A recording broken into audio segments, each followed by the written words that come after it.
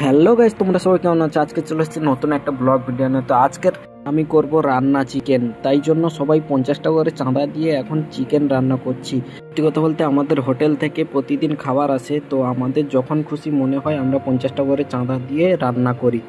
তাই অন্য অন্য দিনের মতো আজকেরও রান্না করছি, তোমরা সবাই দেখতে থেকো।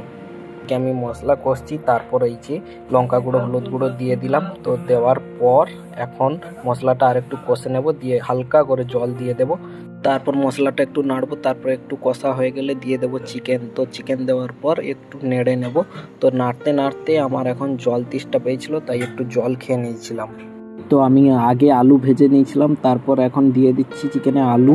তো আলু দিয়ে একটু নেড়ে নেব। তো নাড়তে নাড়তে মাংসটা একটু কষা হয়ে গেল। তো কষা হয়ে যেতে একটা ভাইকে টেস্ট করতে দিলাম। তো ও টেস্ট করে বলল খুব ঝাল হয়েছে। তারপর আমি একটু মাংসটা নেড়ে নেড়ে আর একটু কষে নিলাম। তো কষা হয়ে এসছে প্রায়, তো হয়ে আসতে একটু জল দিয়ে দিলাম।